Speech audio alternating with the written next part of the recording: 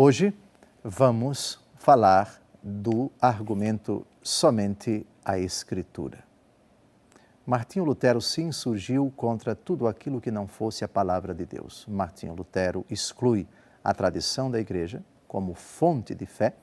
Martinho Lutero exclui o magistério da Igreja como fonte da fé. Esse tripé, para nós, é extremamente importante. Essas três realidades caminham juntas, seja na Bíblia, seja em 2000 anos de história da Igreja. Bíblia, grande tradição, e o magistério da Igreja, o Papa em comunhão com os bispos por expressa vontade de Deus. Martinho Lutero diz, não, cada um tem o Espírito Santo, portanto, é assistido pelo próprio Deus na interpretação da Escritura. Você não precisa de nenhuma tradição, porque você é infalível ao interpretar a Escritura. Você não precisa do magistério católico, porque você tem o Espírito Santo. Portanto, a única norma de fé para você, o único critério de ação da fé e do agir para o cristão é tão somente a palavra de Deus escrita. Somente a Escritura e basta. Essa afirmação de Lutero é extremamente complicada, é insustentável à luz da própria palavra de Deus. Primeira pergunta que se faz, onde está essa afirmação na Bíblia?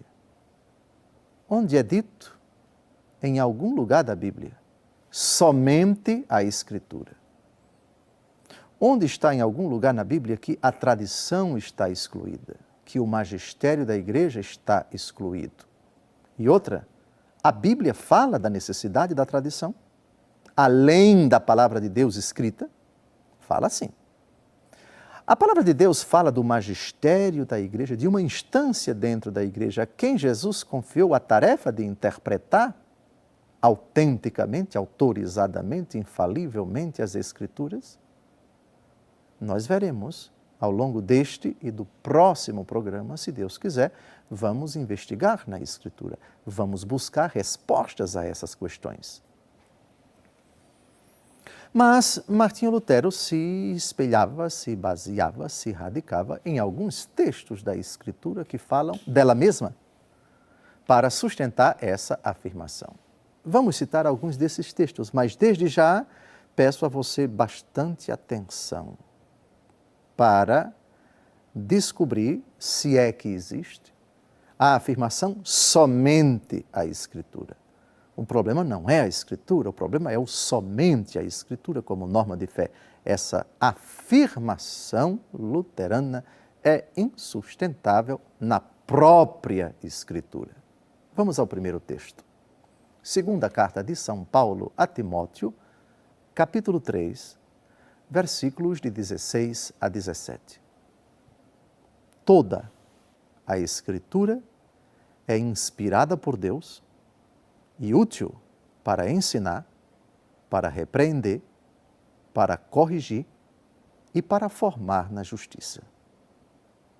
Por ela, o homem de Deus se torna perfeito, capacitado para toda boa obra. O apóstolo Paulo não fala absolutamente que somente a Escritura, ou seja, a palavra de Deus escrita. São Paulo fala toda a Escritura, é útil.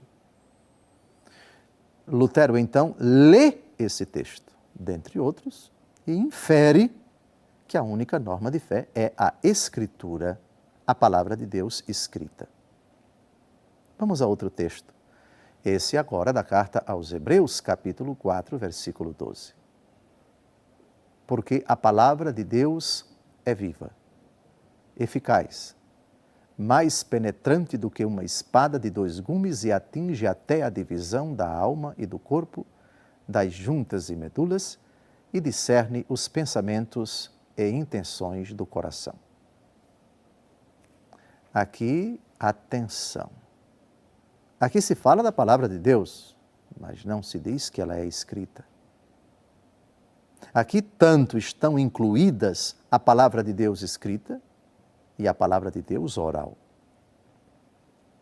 A palavra de Deus escrita não é nem a primeira manifestação da palavra de Deus no Novo Testamento. Jesus não começou seu ministério público escrevendo.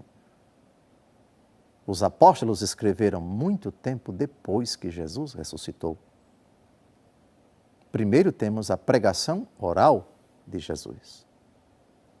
Morte, ressurreição, ascensão, depois Pentecostes.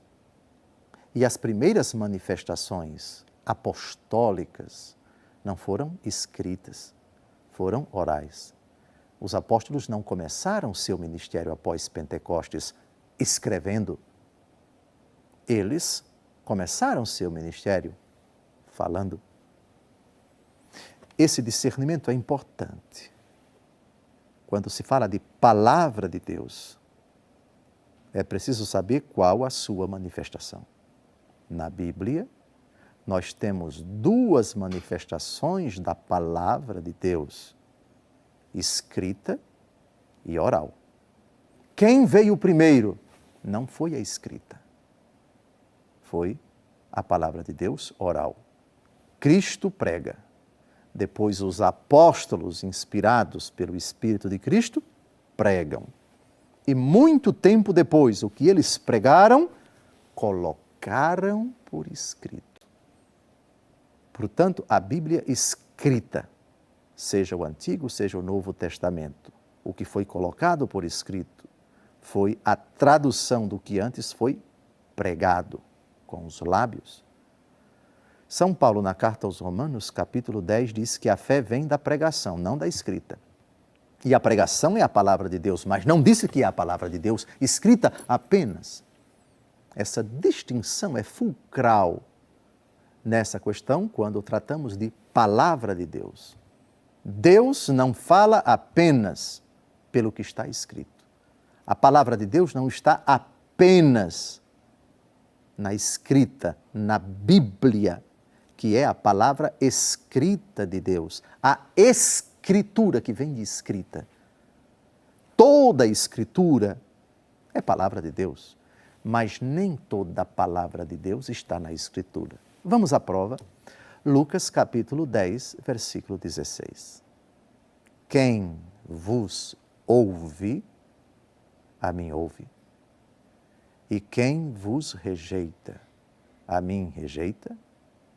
E quem me rejeita, rejeita aquele que me enviou. Ouve, não é quem vos lê, a mim lê, que é uma manifestação da palavra de Deus. Lendo, portanto, a Escritura, nós estamos diante da vontade, da pregação do próprio Cristo. Mas aqui Jesus diz, utiliza o verbo ouvir, quem vos ouve, a mim ouve. Isso quer dizer que no tempo de Jesus e depois de Jesus, ao longo da história da igreja, a palavra de Deus continua a se manifestar para além da Escritura. É verdade que a pregação oral não pode contradizer a pregação escrita, porque a palavra de Deus não se contradiz. Portanto, a pregação oral tem que ser fiel à pregação escrita. Ambas são igualmente palavra de Deus. E o critério para saber se a pregação oral é verdadeiramente palavra de Cristo, quem vos ouve a mim ouve, é se ela é fiel à palavra escrita, que também é palavra de Cristo. Distinção de fundamental importância. Tudo o que está na Bíblia é palavra de Cristo, mas nem toda a palavra de Cristo está na Bíblia. A Bíblia é uma parte da palavra de Deus, não é toda a palavra de Deus. Estamos falando, investigando nas Escrituras, o papel da palavra de Deus escrita na nossa fé. E se é correto dizer somente a Escritura, como norma de fé, como critério de ação, como manancial para a nossa fé e para o nosso agir cristão. Essa palavra, somente a Escritura, ela não existe na própria Escritura. Com o devido respeito, eu não sei onde Lutero foi ver essa afirmação. Somente a Escritura subentendendo-se nada de tradição, nada do magistério da igreja, como se a Bíblia fosse uma realidade autossuficiente, como bastasse a Escritura, como apenas ela fosse suficiente para a nossa fé. A coisa não é bem assim. Vimos na Escritura que duas são as manifestações da palavra de Deus, a oral e a escrita. A primeira manifestação no Novo Testamento não foi, nem no Antigo também, não foi a escrita. Jesus não começou seu ministério escrevendo. Aliás, Jesus nunca escreveu nada. Quer dizer, escreveu alguma coisa que nem sabemos o que foi no chão, quando queriam lapidar a adúltera, a mulher flagrada em adultério. E também Jesus nunca mandou os apóstolos escreverem nada. A única vez que o Senhor diz escreve, o Senhor Jesus, ele já está na glória, já ressuscitou, já subiu ao céu, ao apóstolo João, escrevendo o Apocalipse, ao anjo da igreja de Laodiceia, ao anjo da igreja de Esmirna, ao anjo da igreja de Tiatira, escreve, escreve, escreve. É a única vez no Novo Testamento em que o Senhor Jesus determina aos apóstolos que coloquem algo por escrito. Isso é importante, para que nós não absolutizemos a Escritura, tirando-a do seu contexto natural, que é a vida da igreja, que começou a sua ação no dia de Pentecostes, pregando e não escrevendo. Quem vos ouve, a mim ouve, quem vos rejeita, a mim rejeita.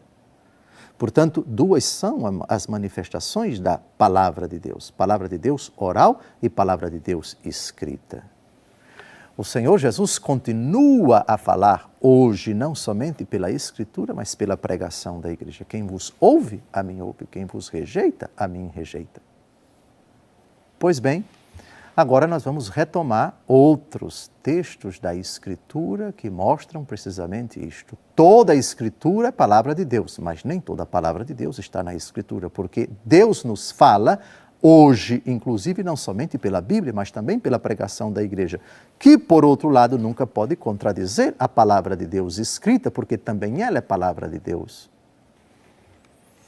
Aliás, no Evangelho segundo João, capítulo 20, versículo 31, nós temos dos lábios da escrita do próprio evangelista João e apóstolo João, essa afirmação. Tudo que está na Bíblia, Deus fez, mas nem tudo que Deus fez está na Bíblia.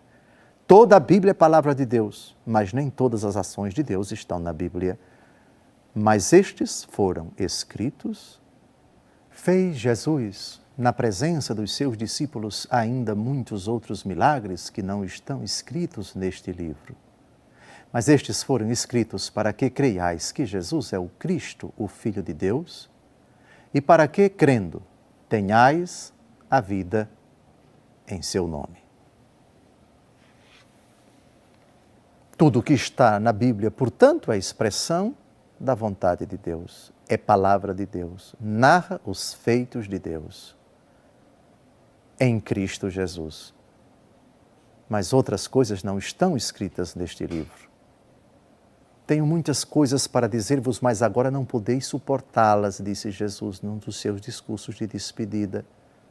Outras coisas Jesus haveria de dizer depois, porque a igreja não teria capacidade de compreender naquele momento. A palavra de Deus, então, se reserva a ser revelada depois. Caríssimos, essa distinção básica no estudo da teologia é crucial para que a gente encare que o princípio do sola scriptura não se sustenta somente a Bíblia. Deus só fala pela Bíblia? Não é verdade. Deus fala pela pregação oral da igreja.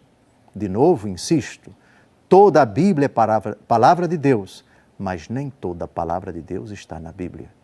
Porque Deus também fala pela pregação da igreja, pregação oral, tradição oral. Tradição significa transmissão. Um transmite para o outro com a pregação. Romanos capítulo 10.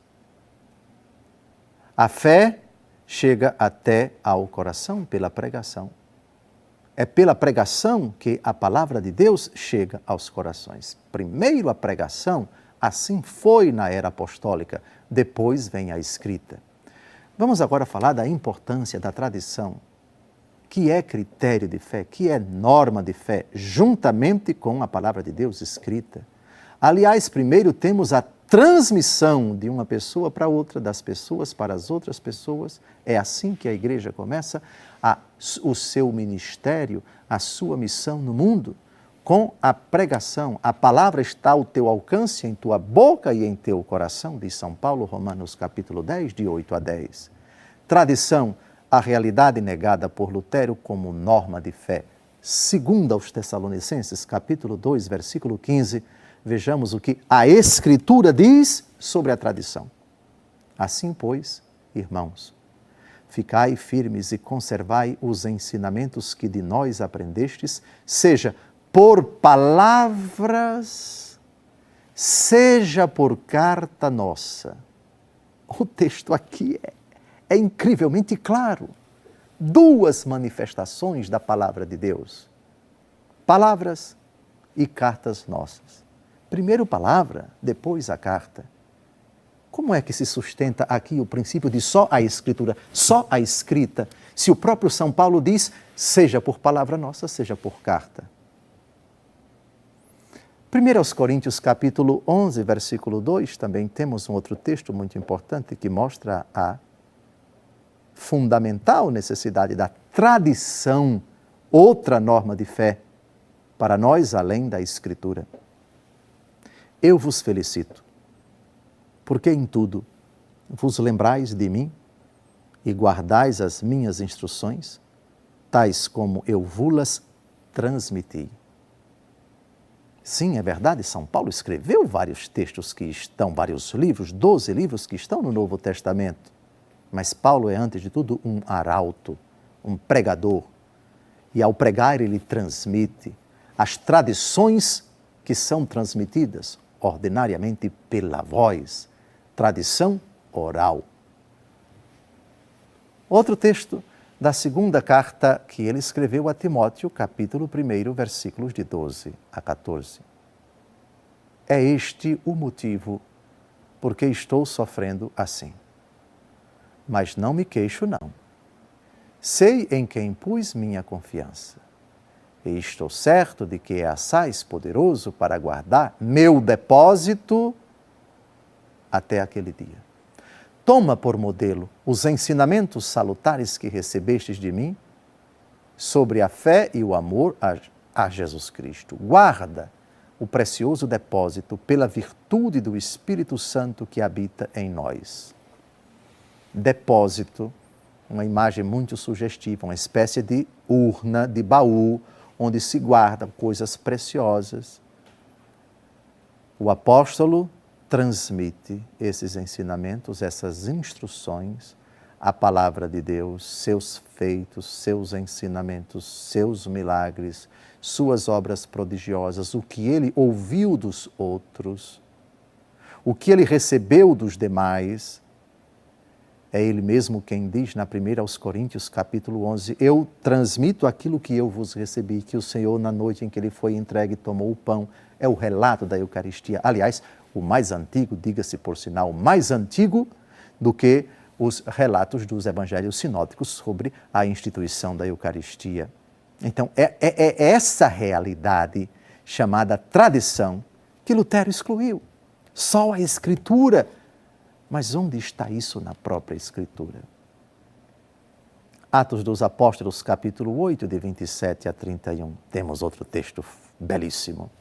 Filipe levantou-se e partiu. Ora, um etíope eunuco, ministro da rainha Candace da Etiópia e superintendente de todos os seus tesouros, tinha ido a Jerusalém para adorar. Voltava sentado em seu carro, lendo o profeta Isaías. O Espírito disse a Filipe, aproxima-te para bem perto deste carro.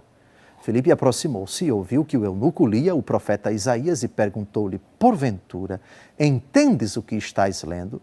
Respondeu-lhe, como é que posso, se não há alguém que me o explique? E rogou a Filipe que subisse e se sentasse junto dele. Você entende o que está na Escritura? É a pergunta que Filipe formula ao eunuco e que nós formulamos aqueles que insistem em defender somente a Escritura. A Escritura se basta a si mesmo? Ou será que não é preciso um outro critério igualmente vinculante de interpretação segura da Escritura? Aqui temos o magistério da igreja, aqui temos o diácono Filipe. Como eu posso entender se não tem quem me explique? Eu termino esse programa com essa pergunta. Para quem defende somente a Escritura, como eu posso entender se não há quem me explique? Fique com esta pulga atrás da orelha. Até a próxima semana, se Deus quiser.